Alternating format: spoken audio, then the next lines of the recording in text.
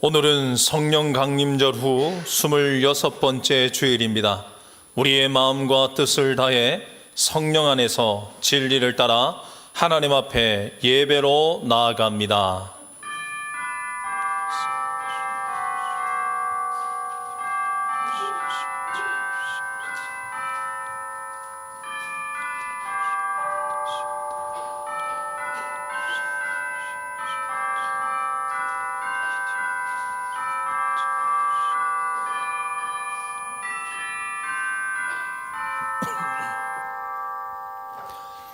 시와 찬송과 신령한 노래들로 서로 화답하며 너희 마음으로 주께 노래하며 찬송하며 범사의 우리 주 예수 그리스도의 이름으로 항상 아버지 하나님께 감사하며 그리스도를 경외함으로 피차 복종하라.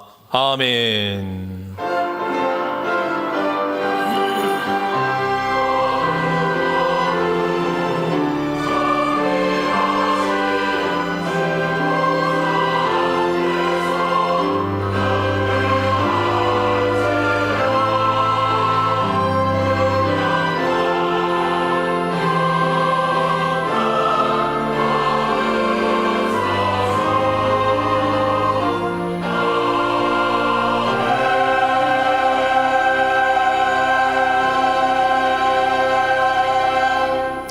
영원 무궁하도록 영광을 받으실 하나님, 거룩한 주일에 저희가 성전으로 올라 감사와 찬송과 영광을 올려드립니다.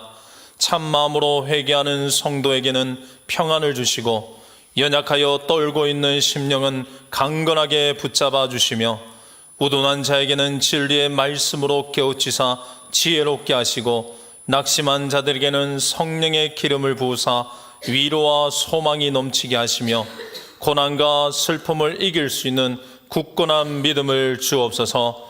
우리 예배를 받으시는 예수님의 이름으로 기원하옵나이다. 아멘.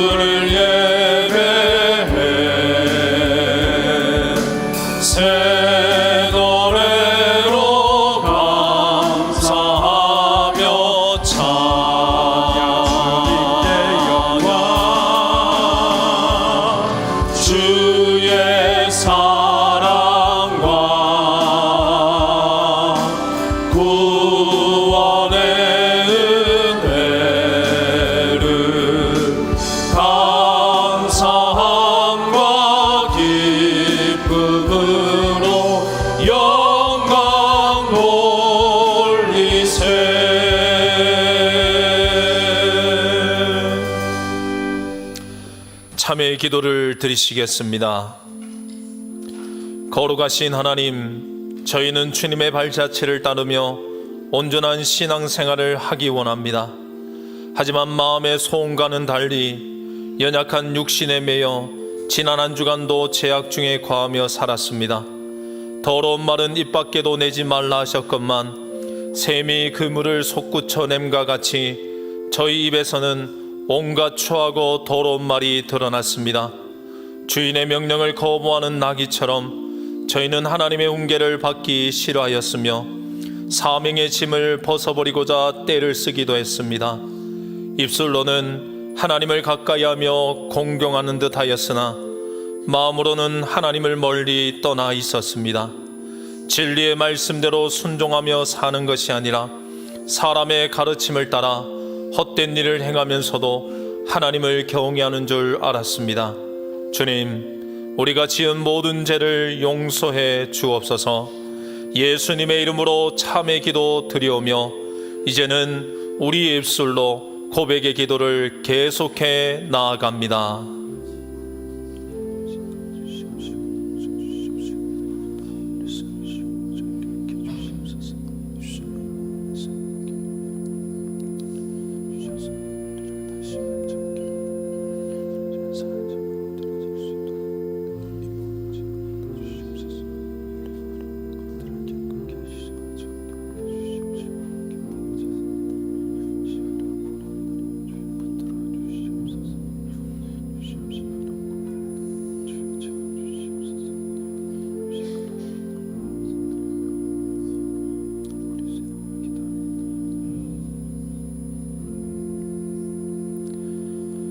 주께서는 용서하시는 하나님이시라. 은혜로우시며 긍휼히 여기시며 더디 노하시며 인자가 풍성하심으로 그들을 버리지 아니하셨나이다. 아멘. 나는 전능하신 아버지 하나님 천지의 창조주를 믿습니다. 나는 그의 유일하신 아들 우리 주 예수 그리스도를 믿습니다. 그는 성령으로 잉태되어 동정녀 마리아에게서 나시고 본디오 빌라도에게 고난을 받아 십자가에 못 박혀 죽으시고 장사된 지 사흘 만에 죽은 자 가운데서 다시 살아나셨으며 하늘에 오르시어 전능하신 아버지 하나님 우편에 앉아 계시다가 거기로부터 살아있는 자와 죽은 자를 심판하러 오십니다. 나는 성령을 믿으며 거룩한 공교회와 성도의 교제와 죄를 용서받는 것과 몸의 부활과 영생을 믿습니다. 아멘.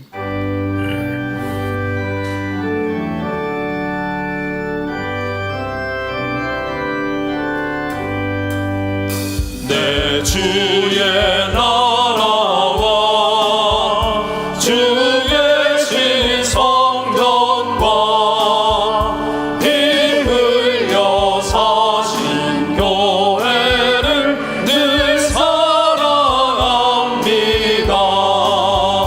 내 주의 교회는 천성과 같아서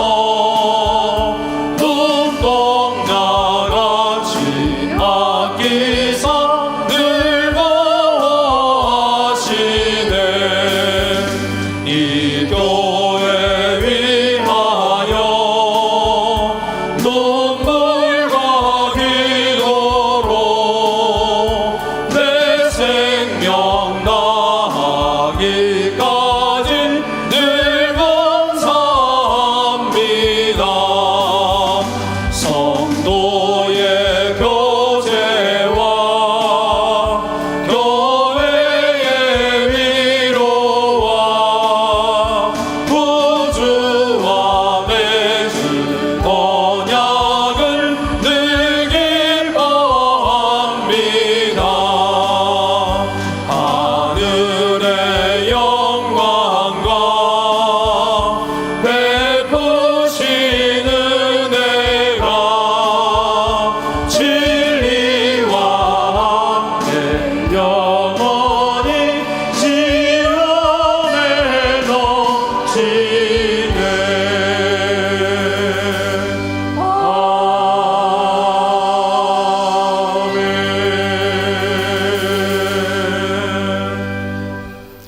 천지를 창조하시고 만물을 주관하시는 여호와 하나님, 거룩한 주일 예배로 불러주시니 감사합니다. 이 예배에 온 마음과 정성을 다하는 저희들 되게 하옵소서. 찬양과 말씀과 봉헌과 축도 어느 한순간도 놓치지 않고 여호와 하나님의 말씀과 은혜를 구하는 저희들 되게 하옵소서. 하나님이 기뻐 받으시는 예배가 되게 하옵소서. 하나님, 언제나 늘 저희를 지켜주시고 인도해 주시니 감사합니다. 올 한 해도 뒤돌아보니 아버지의 은혜 아닌 것이 하나도 없었습니다. 감사합니다. 아버지 하나님, 저희가 말로는 하나님은 창조주시오 우리의 아버지시오 전지전능하시다 하면서도 당장 눈앞의 파도와 비바람에 당황하고 어쩔 줄 몰라 할 때도 있었습니다. 그 순간 살아계시고 역사하시는 아버지 하나님을 믿지 못했습니다. 두려워하였습니다. 용서하여 주시옵소서. 입으로는 기도할 수 있는데 왜 걱정하십니까? 라고 찬양하면서 때로는 염려와 걱정에 둘러싸여 그저 눈만 감고 있을 때도 있었습니다. 아버지 용서하여 주시옵소서. 입으로는 아버지의 이름이 거룩히 여김을 받으시옵소서라고 하면서 오히려 저희의 행동이 아버지의 이름과 교회를 욕되게 할 때도 있었습니다. 아버지 용서하여 주시옵소서. 저희 육신의 연약함을 긍휼히 여겨 주시옵소서. 하나님 아버지, 저희 대봉교회 말씀에 갈급한 교회 되기를 소망합니다. 성경 말씀을 주야로 묵상하고 강독하고 암송하는 교회 되기를 소망합니다. 말씀 안에 답이 있고 말씀이 능력임을 깨닫고 아버지의 말씀대로 온전히 살아내는 성도들 되기를 간절히 소망합니다. 말씀의 전신갑주로 능히 악한 영들을 대적하는 저희들 되게 하옵소서. 하나님, 저희 대봉교회 기도에 힘쓰는 교회 되기를 소망합니다. 밤낮으로 쉬지 않고 기도하는 교회 되게 하옵소서. 간구와 부르짖음이 끊이지 않는 교회 되게 하옵소서. 아버지여, 저희에게 권능을 주시옵소서.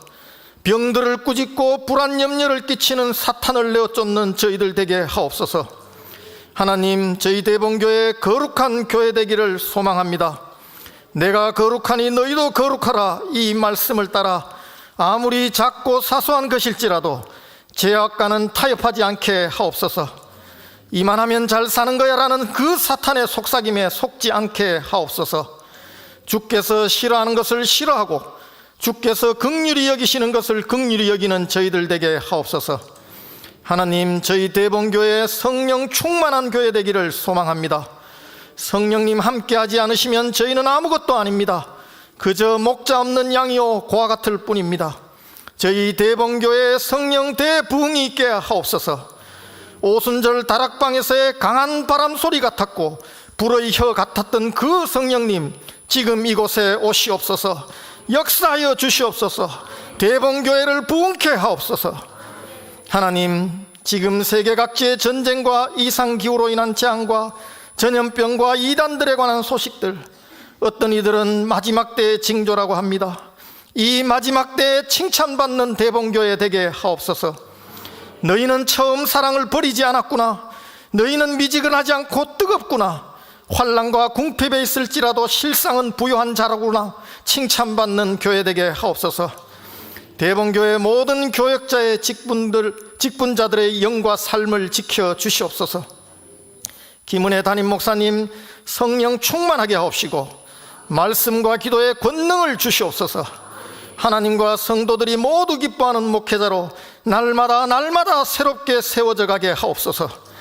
담임 목사님을 비롯한 모든 성도들이 한 몸이 되어 서로를 한 몸의 지체로 여기며 예수 그리스도의 가르침을 온전히 살아내는 참 그리스도인들의 교회가 되게 하옵소서. 루안다 나누리를 비롯한 세계 각지 선교사들의 삶과 사역을 지켜 주시옵소서. 그들의 영적 싸움에서 반드시 승리하게 하옵소서. 어려움 가운데 있는 성도들이 있습니다. 그들이 경제적인 문제, 건강의 문제, 관계의 문제 등으로 부르짖어 간구할 때 아버지여 회복시키시고 치유하여 주시옵소서.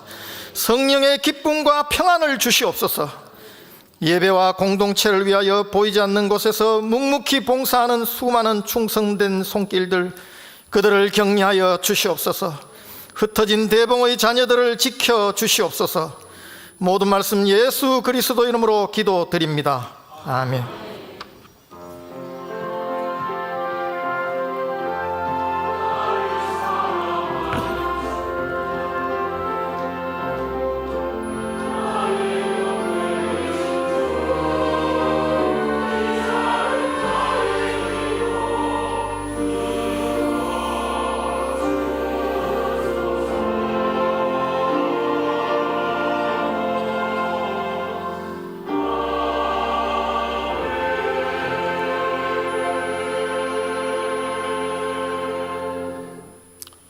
오늘 우리에게 주신 하나님의 말씀은 신약성경 사도행전 13장 1절에서 3절까지 말씀입니다. 하나님의 말씀을 통독할 때 경청하시길 바랍니다. 안디옥 교회에 선지자들과 교사들이 있으니 곧 바나바와 니게르라는 시몬과 구레네 사람 루기오와 분봉왕 헤롯의 젖동생 마나엔과 및 사울이라. 주를 섬겨 금식할 때 성령이 이르시되 내가 불러 시키는 일을 위하여 바나바와 사울을 따로 세우라 하시니, 이에 금식하며 기도하고 두 사람에게 안수하여 보내니라. 아멘. 이 말씀을 통하여 은혜 주실 줄 믿습니다.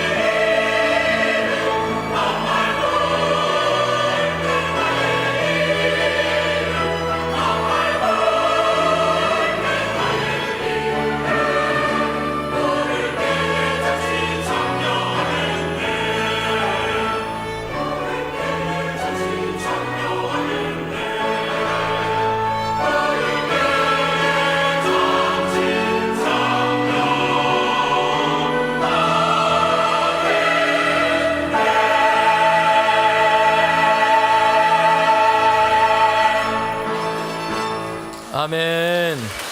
우리 박수로 하나님께 영광 올려드립니다. 네, 귀한 찬양 감사합니다. 큰 은혜를 함께 나눴습니다. 우리 하나님 예배하는 모든 성도님들 가운데 주님께서 주시는 크신 은혜가 늘 함께 하시기를 바랍니다. 오늘 잘 오셨습니다. 주님의 말씀 가운데 하나님이 주시는 지혜와 교훈이 우리에게 있기를 바랍니다. 오늘 우리 시대는 환경 오염으로 인한 이 기후 변화, 기후 재난이 참 많은 그런 때를 보내고 있습니다. 여러분, 기후 변화를 잘 보여주는 것 중에 하나가 있는데요. 그것은 우리나라에서 사과를 재배하는 중심 지역이 벌써 오래전부터 이동하고 있다는 것입니다. 사과는 보통 서늘한 기후에서 자라는 그런 과수입니다. 그런데 예전에는요, 우리가 살고 있는 이 대구가 사과 재배의 중심 지역이었습니다. 대구 능금이 유명했어요. 그런데 이제는 그런 말을 잘 듣기가 어렵습니다. 그림에서 보는 것처럼 너무 더워서 사과가 지금 짐을 싸고 이사를 하고 있는 것입니다.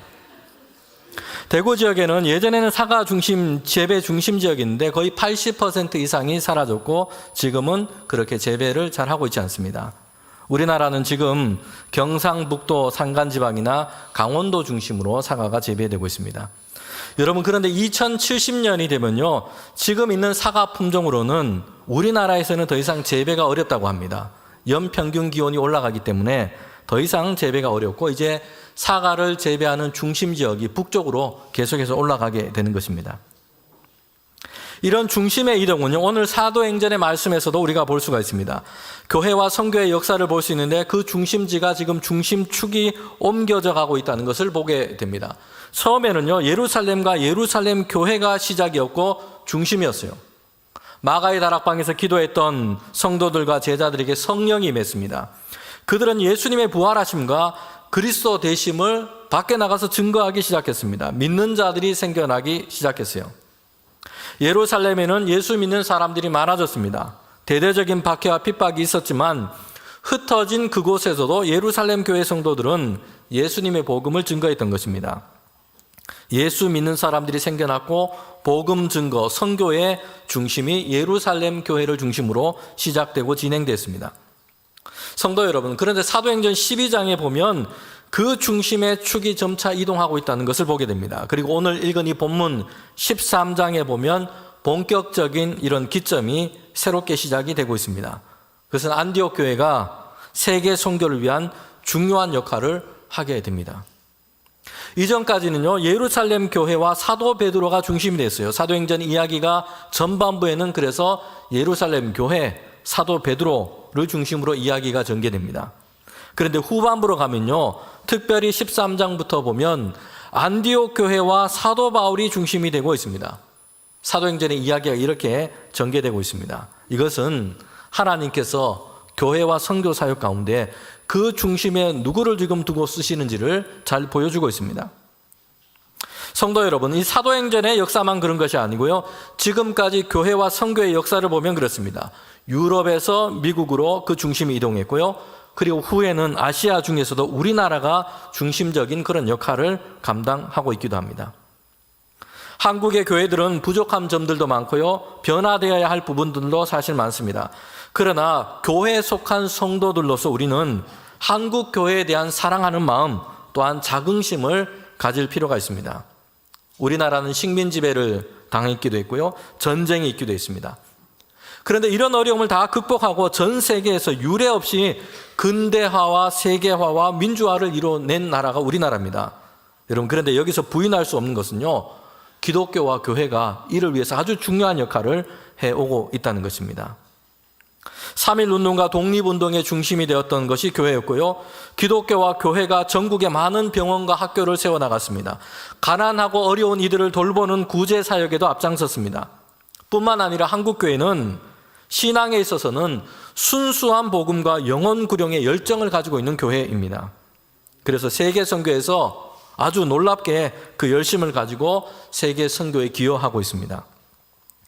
지금도 세계에서 선교사를 가장 두 번째로 많이 보내는 나라가 우리나라고요, 인구 비율로 따진다면 정말 많은 선교에 동참하고 그렇게 그 역량을 가지고 기여하고 있는 것입니다. 한국교회는요, 선교의 중심으로 이러한 역할을 한 시대 가운데 지금 감당하고 있습니다. 감당해 오고 있습니다. 그러나 앞으로는 그 중심이 이제 다른 곳으로 옮겨질 수도 있습니다. 여러분, 그 다음은 어디가 될 것인가? 아마도 중국이나 아프리카가 되지 않을까, 이렇게 전망을 하고 있습니다. 특별히 중국에서는 공산당이 무너지고 나면 다음은 기독교가 중국의 중추적인 역할을 할 것이라 보고 있습니다. 여러분, 공산당은요, 이미 이것을 알고 두려워하고 있습니다. 그래서 4, 5년 전부터는 강하게 기독교를 탄압하고 있습니다. 외국의 선교사들을 다 추방했습니다. 그럼에도 지금에도 중국에는요, 기독교인이 계속해서 늘어나고 있습니다. 거의 10% 가까운 사람들이 기독교 신앙을 가지고 있지 않을까 추산하고 있습니다. 이처럼 세계와 교회 역사만 보아도 하나님께서 사용하시는 그 중심이 옮겨지고 있다는 것을 볼 수 있습니다. 사랑하는 성도 여러분, 그런데 우리에게 중요한 것은요, 하나님께서 어떤 사람, 어떤 교회를 그 중심에 두고 그렇게 쓰시는가, 이것을 살펴볼 필요가 있습니다. 우리에게 이런 모습을, 우리가 이런 모습을 잃지 않아 버리는지, 또는 우리에게 이런 모습이 새롭게 믿음 안에서 세워져야 한다는 것입니다. 때로는 중심에서 좀 멀어진 것처럼 생각이 될 수도 있고요, 이제는 전성기가 지나갔다라고 그렇게 여겨질 수도 있습니다. 그러나 하나님은 하나님을 향한 믿음과 주의 일을 향한 열정을 가진 사람들, 이런 사람들에게 다시 은혜를 베푸시고 부흥케 하시고 하나님의 영광스러운 일에 세워가시고 사용하여 주실 줄 믿습니다. 여러분, 우리는 사도행전을 통해서 교회를 향한 하나님의 말씀을 많이 듣게 됩니다. 그런데 이 말씀은요, 그냥 개인, 나의 신앙, 이런 개인의 삶과는 좀 거리가 있는 교회만을 위해서 주시는 적용되는 말씀이다라고 생각해서는 안 됩니다. 교회에 대한 말씀은요, 교회가 이렇게 변화해야 되고 교회가 이렇게 되어가야 하고 이런 것으로만 생각해서는 안 되고 오늘 우리 자신에게도 주시는 하나님의 말씀으로 적용되어야 합니다. 그래서 우리 자신에게도, 나에게도 이 말씀을 주시고 이것을 따라 살아가도록 우리를 세우시는 줄 믿습니다. 여러분, 앞서 드린 말씀처럼 복음 전도와 선교의 중심이 이동했다는 것을 보여줍니다. 이전에는 예루살렘 교회였는데 이제는 안디옥 교회가 중심이 되어서 이제는 하나님께서 주시는 이 복음 전도의 사역을 감당하게 됩니다. 그리고 안디옥 교회를 시작으로 해서 다른 지역, 다른 민족을 향한 선교가 본격적으로 전개됩니다. 그런데 우리는 성경에서 왜 하나님께서 안디옥 교회를 그렇게 중심에 세우시고 선교 사역 가운데 사용하게 하셨는지를 살펴볼 필요가 있습니다. 그리고 오늘 성도인 우리도, 우리 대본교회도 이를 보고 세상을 향한 하나님의 계획과 일 가운데 쓰임받게 되는 저와 여러분 되기를 원합니다. 그럼 먼저 안디옥 교회는요, 하나님께서 이루신 그 구원의 역사, 복음의 정신에 잘 어울리는 교회였다는 것입니다. 다시 말하면 예수님의 이 복음이 갖고 있는 그 의미와 정신을 잘 담고 있는 교회였습니다. 이를 보여주는 것 중에 하나가 오늘 안디옥 교회가 세운 그 일꾼들의 면면입니다. 본문에 보면 안디옥 교회가 세운 일꾼들이 누구인지 그 이름이 나오고 있습니다. 사도행전 13장 1절 말씀인데 여기에 보면 5명의 사람의 이름이 등장합니다. 맨 앞에는 바나바가 나오고 있고요, 그리고 맨 뒤에는 누가 이름이 나오고 있습니까? 사울, 그러니까 사도 바울이 나오고 있죠. 두 사람의 이름은 우리가 너무나 잘 알고 있는데 그런데 중간에 있는 세 사람의 이름은 사실 익숙치가 않습니다. 3명의 이름이 나오는데 니게르라 하는 시므온, 구레네 사람 루기오, 분봉왕 헤롯의 젖동생 마나엔, 이 3명입니다. 여기서 시므온이라는 사람을 설명하면서는 니게르라는 이름을 그렇게 호칭을 쓰고 있습니다. 여러분, 이것은 별명이 아니고요, 그 사람의 인종이 어떠한지를 보여주는 단어입니다. 니그로라는 단어를 오늘대로 쓰지 않습니까? 그러니 시므온은 피부가 검은 사람, 오늘로 치면 흑인이라 그렇게 말할 수 있습니다. 그리고 두 번째로 등장하는 루기오는 구레네 사람이었는데 북아프리카 지역 출신이었습니다. 이방 지역에 있는 그렇게 이름 없는 사람이었던 것입니다. 세 번째 인물은요, 누구라고 얘기하냐면 분봉왕 헤롯의 젖동생 마나엔입니다. 지난주일 설교에서 분봉왕 헤롯이 어떤 일을 했는지, 어떤 인물인지를 말씀을 드렸습니다. 교회와 성도들을 박해했고요, 사도 야고보를 처형했습니다. 베드로를 감옥에 가두고 이제 처형하려 했던 그런 인물이었습니다. 이런 헤롯과 함께 자라났던 관계에 있던 사람이 마나엔이었습니다. 아마도 헤롯 가문의 친인척 정도로 생각할 수도 있습니다. 그러나 그가 예수님을 믿게 되었고요, 안디옥 교회에서 바나바와 바울과 함께 교회를 이끌어가는 지도자로서 중요한 역할을 하게 되었다는 것을 볼 수 있습니다. 성도 여러분, 이들의 이름은요, 안디옥 교회가 복음의 정신에 얼마나 합당한, 어울리는 교회인지를 우리에게 잘 보여주고 있습니다. 인간적인 차이에 대해서는 포용적이고 그리스의 복음 안에서는 하나가 되었던 이런 믿음의 공동체였다는 것을 잘 보여주고 있는 것입니다.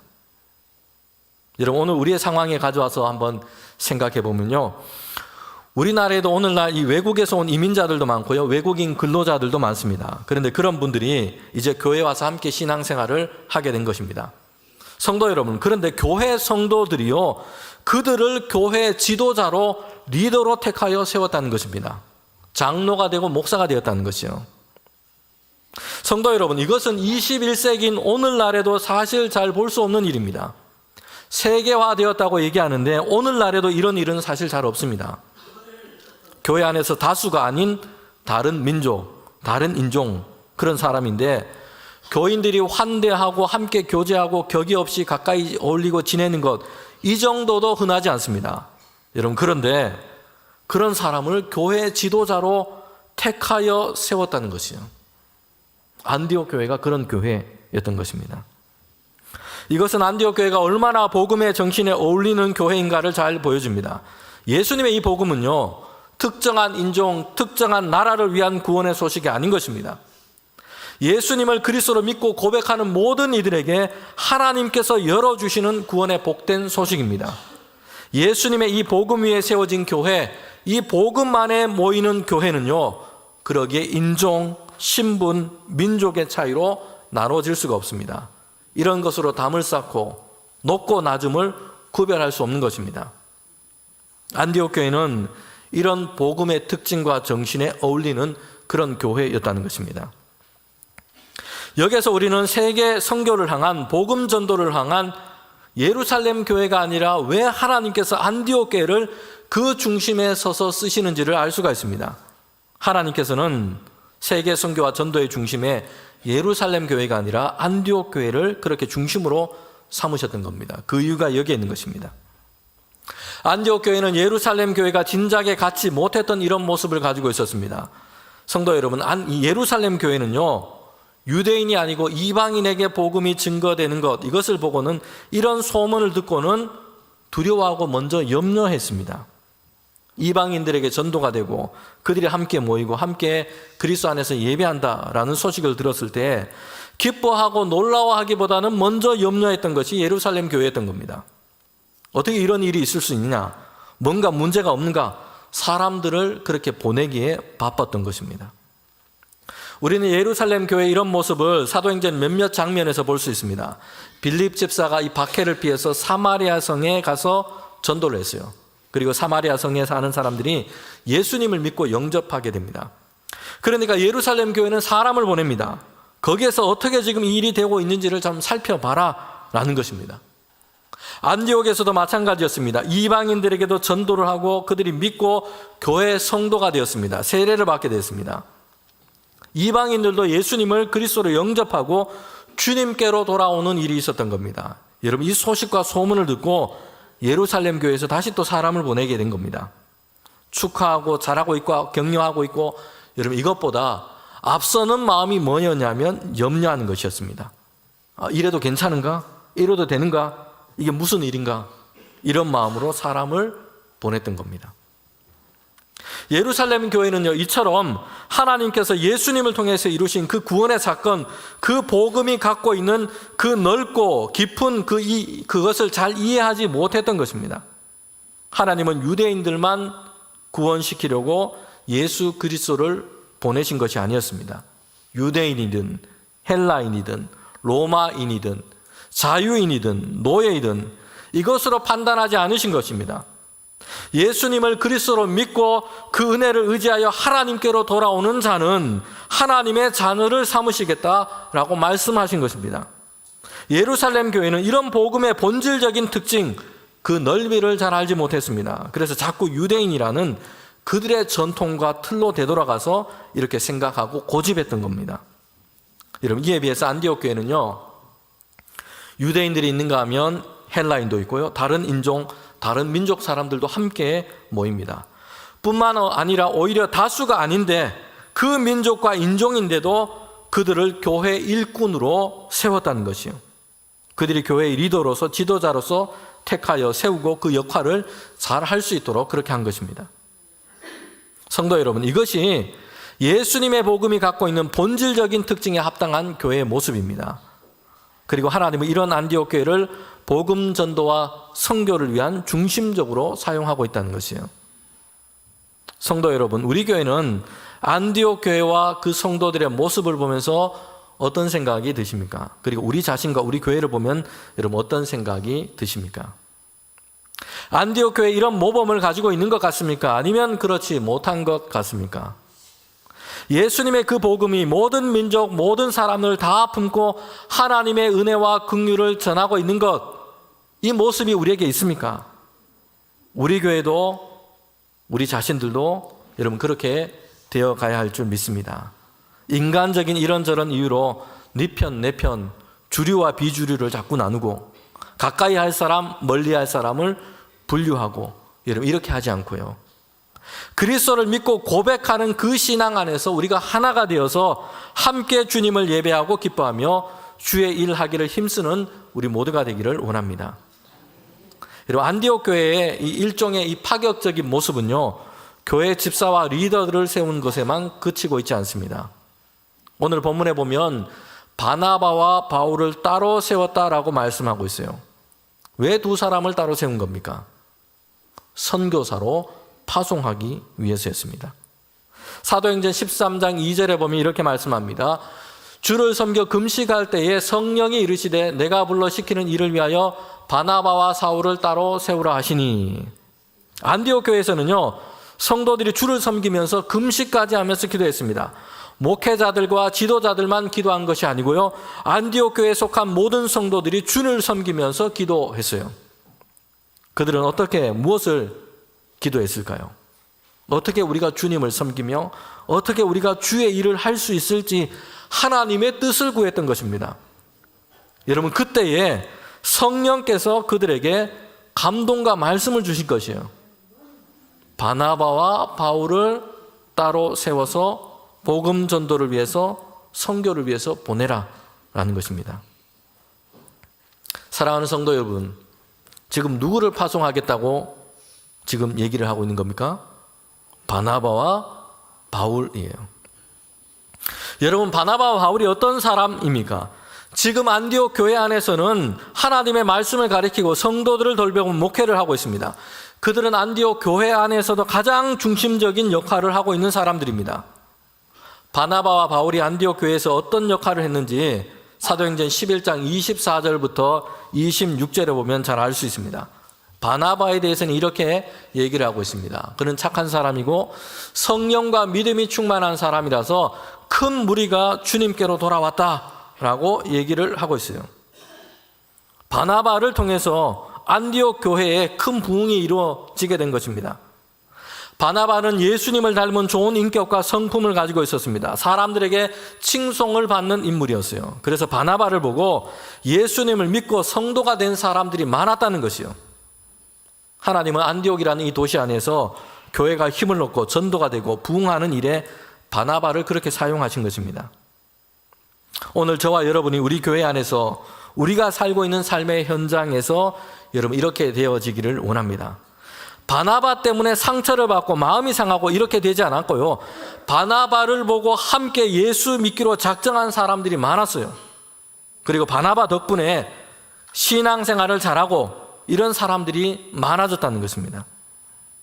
여러분 우리가 교회에서 신앙생활도 하고 봉사도 하는데 여러분 이왕이면 누구 때문에 상처받고 교회 그만 다니려고 한다 이렇게 되지 않고요, 누구 덕분에 내가 예수님을 믿게 되었다, 누구 덕분에 내가 신앙생활을 잘 하게 되었다, 여러분 이렇게 되기를 원합니다.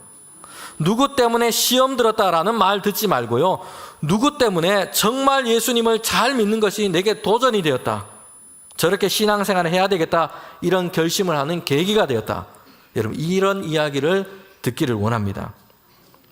우리나라에 오신 선교사 중에 이 서서평 선교사라는 분이 있는데요, 1912년에 32살의 젊은 나이로 예수님의 이 복음을 들고 한국 땅에 조선에 오게 됩니다. 여성이었고 독일 출신의 미국 선교사였습니다. 그는 전염병 때문에 많은 사람이 죽어간다라는 이 조선의 나라에서 간호사가 필요하다라는 선교부의 소식을 접하게 됩니다. 그리고 지원해서 이제 오게 된 것입니다. 54살의 나이로 소천하기까지 22년 동안 선교 사역을 했습니다. 한국말을 배우고 저고리와 검정 통치마를 입고 남자 검정 고무신을 신고, 아마 서양인이다 보니까 발이 커가지고 남자 신을 신었던 것 같습니다. 그렇게 해서 선교 사역을 했어요. 된장국을 좋아하고 온전한 조선인이 되고자 그렇게 했던 것입니다. 평생 동안 독신으로 살면서 미국으로 돌아갈 생각을 하지 않고 선교 사역을 했던 겁니다. 특별히 그녀는 일제강점기에 의료 혜택을 잘 받지 못했던 광주에서도 굶주린 가난한 사람들이 많이 사는 그 지역을 중심으로 선교 활동을 했습니다. 미혼모, 고아, 나병 환자, 노숙인들, 이런 가난하고 병약한 사람들을 그렇게 보살폈습니다. 그가 나중에는 정작 그는 가진 것이 많이 없고 정작 자신은 만성 풍토병과 과로와 영양실조로 그렇게 숨을 거두게 됩니다. 하나님의 부름을 받게 됩니다. 여러분, 그녀가 남긴 것은요, 담요 반장, 나머지 반은 가난한 사람에게 찢어서 주었던 겁니다. 동전 7개, 강냉이 가루 2홉뿐이었습니다. 여러분, 서서평 선교사는요, 수양딸 13명, 나병 환자 중에 한 명을 아들로 삼았고요, 10여 명의 한국 어린이들을 입양해서 조선의 어머니로 그들을 다 양육하고 돌봤습니다. 그의 장례식에는 수많은 사람들이 광주 거리로 나오게 됩니다. 1,000명이 넘는 시민들이 나오게 되는데 그 중에 나병 환자, 과부들이 많았어요. 이 장례 행렬을 따르면서 어머니라고 부르며 통곡했다는 것이에요. 여러분, 그를 통해서 수많은 사람들이 예수님을 믿게 된 겁니다. 그의 인생의 좌우명은 뭐냐면 성공이 아니라 섬김이다 라고 얘기를 했습니다. 여러분, 그녀를 통해서 수많은 사람들이 예수님을 믿게 됐습니다. 이처럼 성경에서 안디옥에서는요, 바나바를 통해서 예수 믿는 사람이 많아졌습니다. 그리고 바나바는요, 다소에 있던 사울을 불러다가 함께 하나님의 말씀을 가르치고 강론했습니다. 안디옥 교회에서 이렇게 목회하면서 많은 사람들이 이제는 변화되어서 예수님의 제자가 되었고 그리스도인이라 불려졌던 겁니다.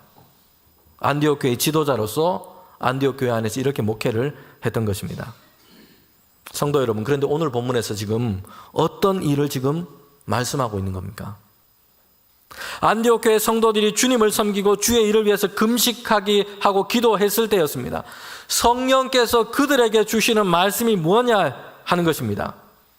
물론 바나바와 바울에게도 성령께서는 동일한 말씀을 주셨겠지요. 그런데 그 내용이 뭡니까? 바나바와 바울을 따로 세워서 그리고 어떻게 하라는 것이요? 선교사로 파송하라는 겁니다. 바나바와 바울은 물론이고요, 안디옥 교회도 그들에게 주어진 이 말씀을 순종하고 그러나 이것을 따르고 있다는 것입니다. 성도 여러분, 한번 생각해 보세요. 이 일은 간단한 일이 아닙니다. 쉽게 생각할 수 있는 일이 아니에요. 바나바와 바울은요, 몇 주간 시간을 내서 선교지를 방문할 수 있도록 그렇게 보내는 것이 아니에요. 파송하는 것입니다. 다시 말하면 이제 바나바와 바울은 안디옥에서 더 이상 목회를 하지 않고 선교지로 세계 가운데 전도하러 그는 보내지는 겁니다. 하나님께서 세상을 향한 선교 역사를 이루어 가시는데 그 중심을 안디옥 교회로 옮기셔서 사용하시는 중요한 이유가 여기 있습니다. 안디옥 교회는요, 이 성령의 이끄심에 순종하고 그 말씀을 따르고 있다는 겁니다. 성령께서 주시는 감동과 이끄심이 여러분, 성도들이 생각했던, 당연하게 생각했던 것과 같았으면 좋았겠지만 그렇지 못할 때도 있습니다. 저와 여러분에게도 마찬가지요. 하나님께서 우리에게 주시는 말씀과 감동이 우리가 원하는 것, 우리가 기대하는 것, 우리가 좋아하는 것, 이것과 동일하면 좋겠지만 여러분, 다를 때도 많다는 것입니다. 그럴 때 우리가 어떻게 하느냐 하는 것입니다.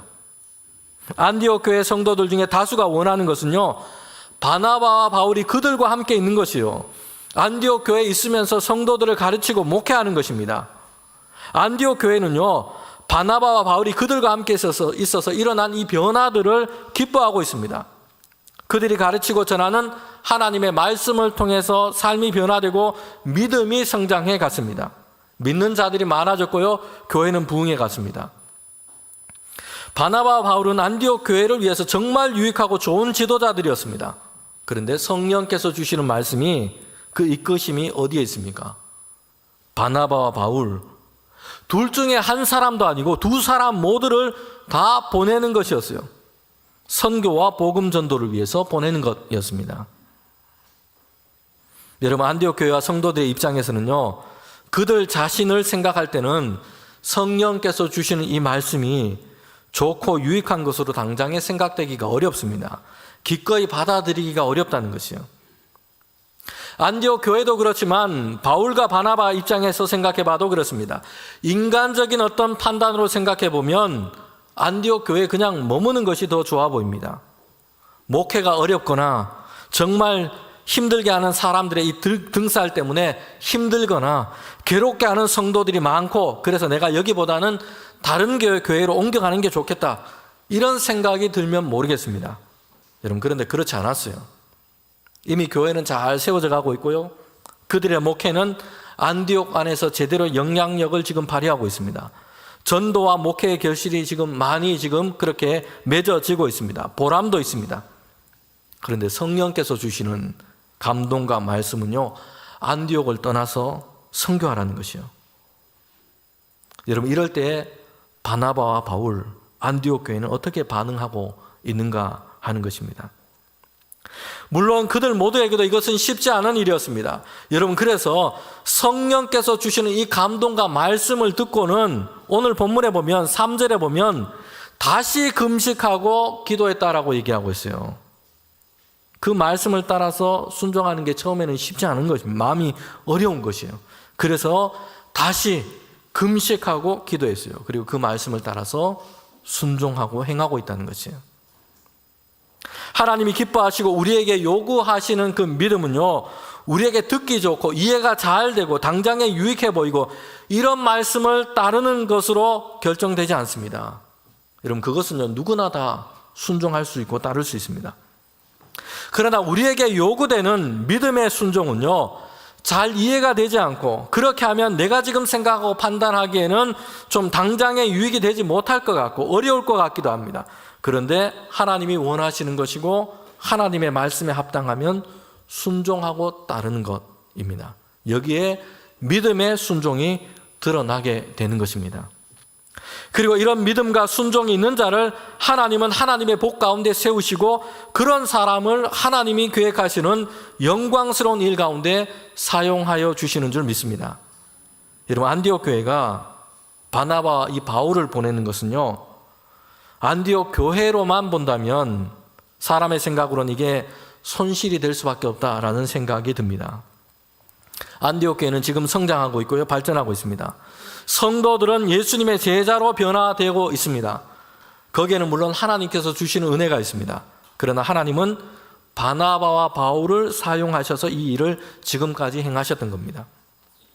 그런데 여러분, 바나바와 바울 두 사람 모두를 선교를 위해서 이제 안디옥을 떠나서 다른 곳으로 지금 파송하고자 하신 것입니다. 안디옥 교회로 보았을 때는요, 안디옥 교회의 발전으로 보았을 때는 이게 참 큰 손해로 그렇게 보이게 됩니다. 그런데 성령께서 주시는 말씀은요, 그들 모두를 선교 사역으로 파송하는 것이에요. 사랑하는 성도 여러분, 우리는 여기에서 안디옥 교회가 가진 분명한 사명과 존재의 목적, 이유를 볼 수 있습니다. 그리고 이것은 우리 대봉교회도 동일합니다. 이 땅 가운데 세워진 주님의 이름으로 교회 세워진 모든 교회도 다 마찬가지입니다. 교회는요, 교회 자체에 최종적인 목적이 있지 않은 겁니다. 분명 교회는 더 많은 사람들이 함께 주님을 예배하고 함께 모이고 부흥하고 성장해 가야 합니다. 그러나 하나님께서 교회를 세우신 이유는요, 교회를 통해서 성도들이 함께 예배하고 성장해 가는 것이고, 그리고 이제 교회를 통해서 세상 가운데 예수님의 복음이 증거되고 하나님의 나라가 확장되어 가도록 하시는 것입니다. 교회의 목적은 교회 자체가 커지는 데 있지 않고요, 최종적인 교회의 목적은 하나님의 나라가 세상 가운데 커져가기 위해서 존재하는 것입니다. 여러분, 교회 안에서 주님의 일을 하면서 우리는요, 교회 안에서 주님의 일을 하면서도 우리는 자기 부서 이상을 생각하지 못할 때도 있습니다. 우리는 개교회 중심의 사고, 내 부서, 내 교회만 생각하는 것을 뛰어넘어서 이제는 예수 그리스도의 복음이 세상 가운데 증거되고 하나님의 의와 평강이 세상 가운데 드러나고 이런 더 본질적이고 더 높은 차원의 목적을 우리는 생각해야 합니다. 교회를 위한 교회로 머물러 있어서는 안 되고요, 하나님의 나라를 위해 봉사하는 교회가 되어가야 할 줄 믿습니다. 여러분, 하나님은 안디옥 교회 하나를 그냥 크게 만들고 세우고 이것보다 안디옥 교회를 통해서 구원의 복된 소식이 세상 가운데 증거되기를 원하십니다. 그래서 바울과 바나바를 따로 세워서 파송하도록 하십니다. 그들을 통해서 곳곳에 교회와 성도들이 다 세워지게 하시고요, 이제는 이 땅 가운데 세워진 모든 교회를 통해서 하나님의 나라가 세계 가운데 확장되기를 원하시는 것입니다. 교회 중심이 아니라 하나님의 나라가 중심이 되어 있는 것입니다.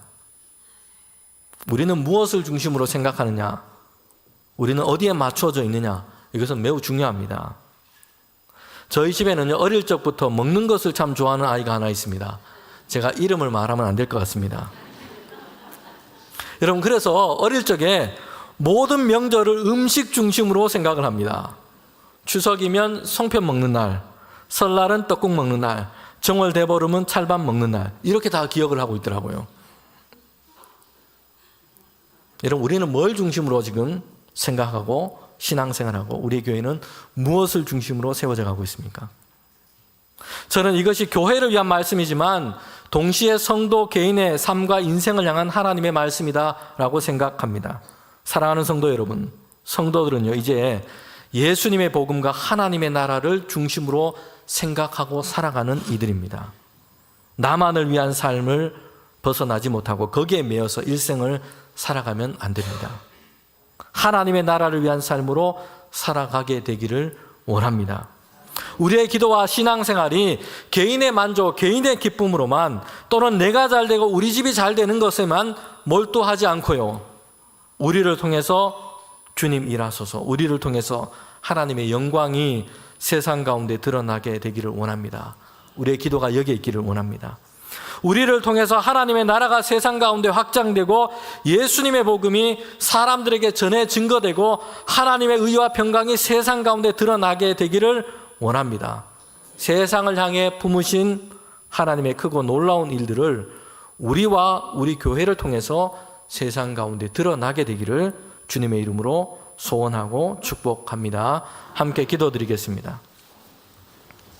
하나님, 참 감사합니다. 우리를 주님의 사람, 성도로 부르셨으니 하나님, 우리가 이제는 하나님의 말씀을 중심으로 하나님의 나라를 중심으로 생각하고 살아가는 복된 인생이 되게 하여 주시옵소서. 우리 교회를 이곳 가운데 세워주셨으니 교회를 위한 교회를 넘어서 이제는 하나님의 나라를 위한 교회로 더욱더 든든하게 세워져 갈 수 있도록 주님 인도하여 주시옵소서. 예수님의 이름으로 기도합니다. 아멘.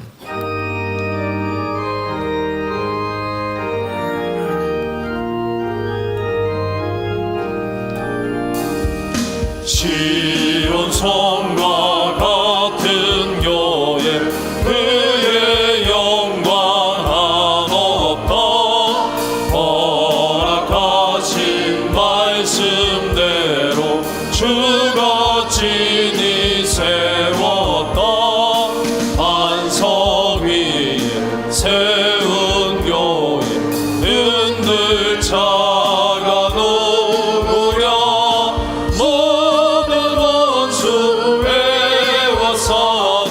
아무 근심 없도다. 생명샘을 솟아나와 모든 성도 마시니 언제든지 흘러넘쳐 부족함이 없도다. 이런 물이 흘러가는 목마를 자 누구랴.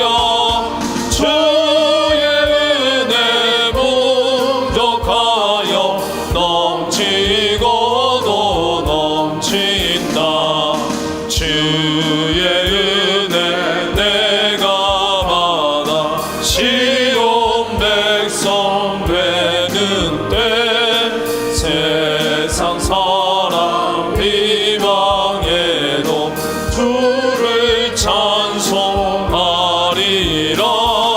세상 헛된 모든 영광 아침만 개 같으나 주의 자녀 받은 복음 영원 무궁하도다.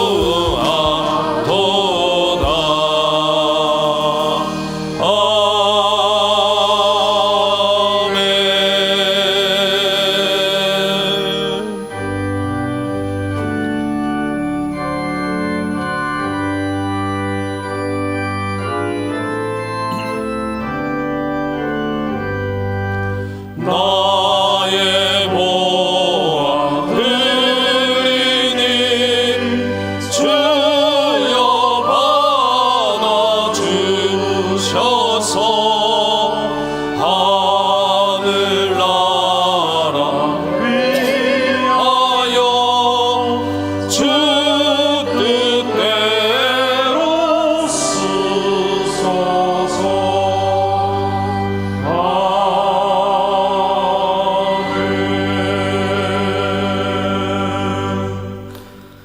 사랑의 주님, 우리를 세상 가운데 구별하여 하나님을 예배하는 자로 삼아 주셨습니다. 주님을 예배할 때에 하나님 홀로 영광 받아 주시옵소서. 귀한 예물을 하나님께 올려드립니다. 주님께서 주신 것 구별하여 드리는 모든 손길을 하나님 기억하여 주시고 하나님의 복으로 주님 채워 주시옵소서. 성도들의 가정이 주님의 은혜 가운데 평강하게 하시고 믿음으로 날마다 승리하기를 원합니다.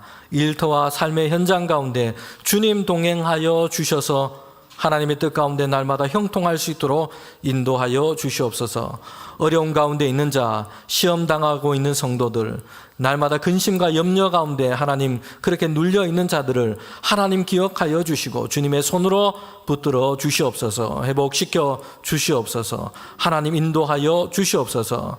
이 시간 드린 귀한 예물이 하나님의 뜻 가운데 사용되게 하여 주셔서 하나님의 나라를 위해 사용되게 하시고 주님 그리스도의 복음이 증거되는 곳에 사용되게 하여 주시옵소서. 드린 예물이 사용될 때에 하나님의 이름이 드러나게 하시고 증거되게 하시고 주님의 복음 가운데서 사람의 삶과 그 영혼이 하나님 안에 회복되는 놀라운 일 가운데 쓰이게 하여 주시옵소서. 예수님의 이름으로 기도합니다. 아멘.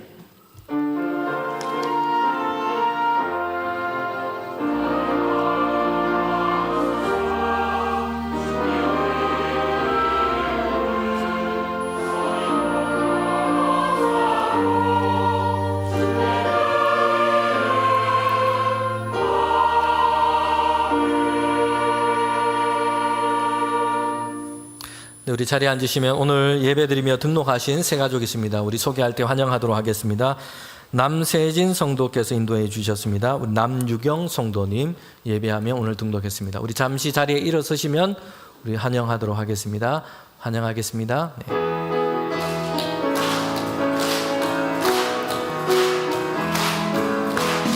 환영합니다. 주님의 이름으로 환영합니다. 주님의 사랑으로. 네, 환영합니다. 감사합니다.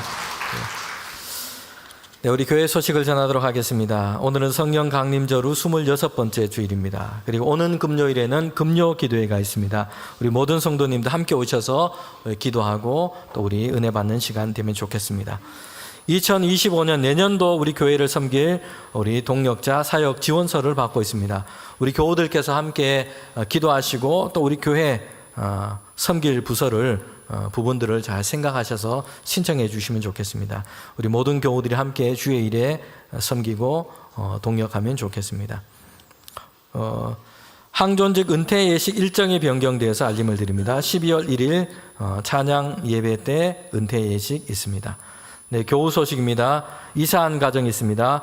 황순남 권사님, 그리고 한정엽 안수집사님, 서은미 권사님 가정 가까운 곳으로 이사를 했습니다. 2번 중에 계신 성도 있습니다. 박종철 집사님 2번 중에 있습니다. 귀한 생명 주신 가정 있습니다. 김영진 안수 집사님, 박혜경 권사님 가정에 우리 손녀를 하나님께서 주셨습니다. 우리 모든 성도들 가운데 하나님의 돌보심이 늘 함께 하시기를 바랍니다. 네, 우리 다 일어나셔서 파송의 찬양 부르도록 하겠습니다.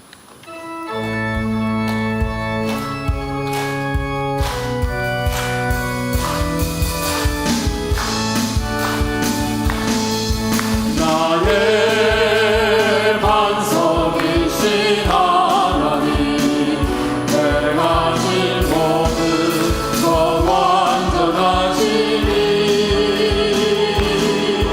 나의 생명 되신 하나님, 내게 행하시니 찬양합니다.